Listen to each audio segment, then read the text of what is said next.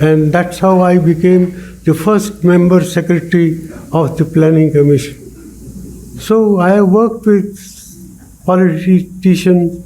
So when Narasimha called me in May or June 91, I was not totally alien to working with the politician.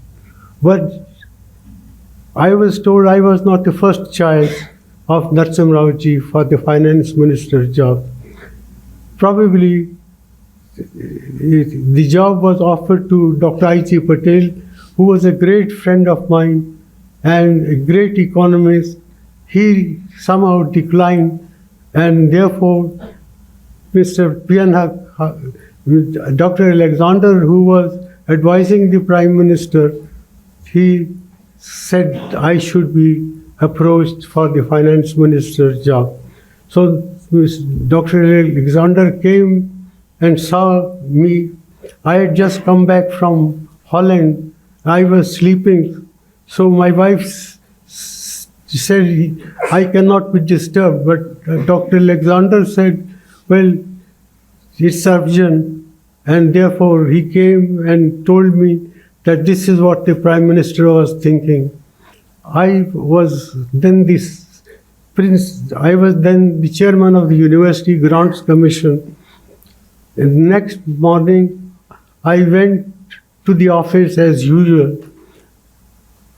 Narasimha was searching for me, and he traced me to the UGC, and he said, where are you? I said, I am in the UGC. He said, hasn't Dr. Alexander mentioned to you what we have for you? I said, I didn't take him very seriously. And Narasimha said, no, you go and get dressed up and come for the swearing-in ceremony. So that's how I became the finance minister. So people say I was accidental Prime Minister. I was also accidental finance minister.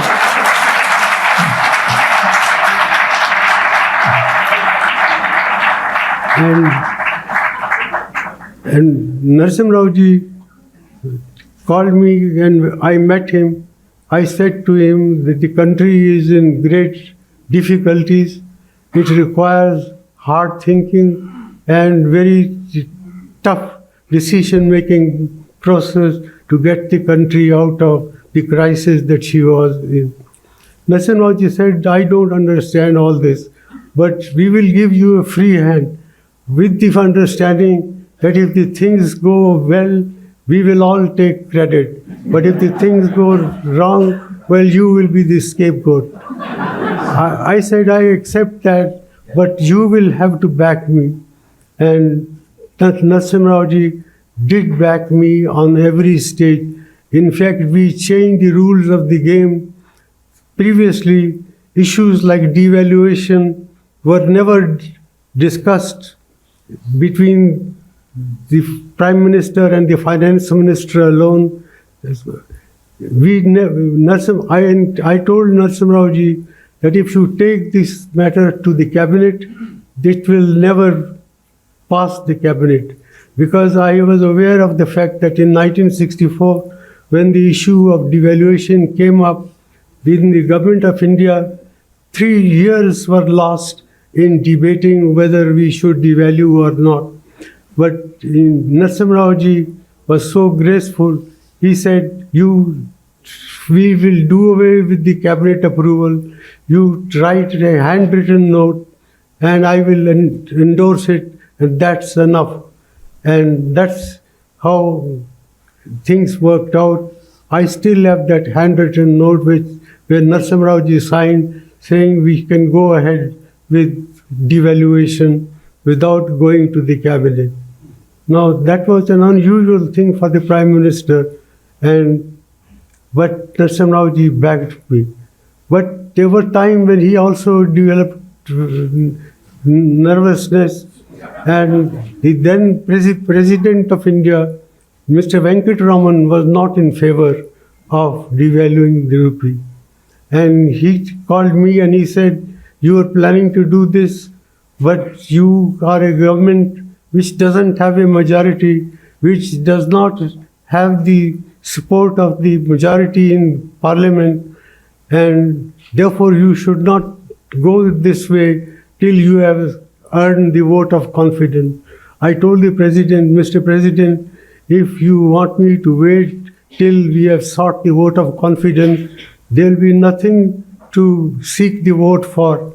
In the meanwhile, the foreign exchange reserves had nearly disappeared, and our reserves were no more than 2 weeks due. We couldn't last more than 2 weeks, and therefore I told the president that we have to go ahead, and therefore Narasimha Rao ji allowed me to go ahead. But we devised a strategy that there would be two-stage devaluation. I wanted to test the waters, what would be the country's reaction. So first dose was a mild dose, but second dose was a tougher dose.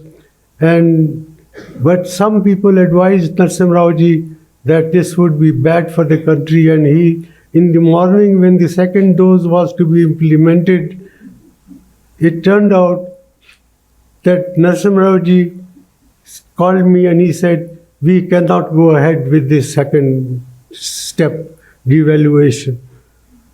I had to instruct the governor of the Reserve Bank because I couldn't disobey the Prime Minister, and I rang up Dr. Rangarajan, who was the Deputy Governor in charge of foreign exchange. I told him the Prime Minister wants that we should not have the second stage devaluation. But Rangarajan told me, whatever you may say, I have shot the bolt, I have already announced the raid. So this was a case of a country being helped even when it didn't want to help itself. So these are all incidents of life. My dealing with politicians, I have enjoyed working with all the important dignitaries. I worked very closely with Morarji Bhai. I worked very closely with Chaudhry Charan Singh, and also later on with Chandrasekhar ji. In fact, Chandrasekhar ji called me from Geneva that I should come back and take over as economic advisor to the Prime Minister. I came back, and for some months I was both the chairman of the University Grants Commission as well as the advisor to the Prime Minister. But there was no serious dialogue in those turbulent times about economic policy making because the country was in political turmoil. So the reform agenda had to wait till a more stable government came, which happened when Narasimha Rao ji became the Prime Minister, and we were able to implement a reform program which has changed the fortunes of the country. But even there were problems. Although Narasimha Rao ji gave me full support, when it came to the approval of the industrial licensing policy, industrial policy, there was strong opposition in the cabinet. Important members of the cabinet were opposed to it, and Narasimha Rao ji turned to me and said, "What have you to say?" And I started by saying, "Mr. Prime Minister, we are doing nothing new. It is all there in the agenda for the government, written by no less a person than Rajiv Gandhi. So we are implementing what Rajiv Gandhi had always intended if he came back as the Prime Minister." And as we came out, Arjun Singh ji called me and he said, "You seem to have studied our election manifesto much more carefully than we have done." So, despite serious objections about the industrial policy, the cabinet approved the draft. Jairam was asked to write what would be useful phraseology, but in Parliament there was serious doubts about wisdom of what we were doing. And when the matter came before the parliamentary committee, Congress parliamentary party, there was a very strong opposition. And there were two persons who stood to support me. One was Manishankar Iyer, then the other was Nathuram Mirdaji. Nathuram Mirdaji said, "Gentlemen, you may be opposing this thing, but you will regret it if you do not go the path that Manmohan Singh has suggested." So I am very grateful to Manishankar Iyer for the two-member team that saved the reform process. So life has been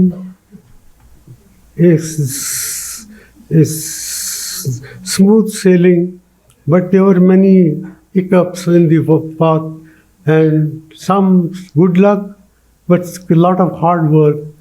And as finance minister, I used to meet the gentlemen and ladies of the press regularly. I had very good relation, and by and large, the country followed what we had presented as the remedy for the crisis of 91.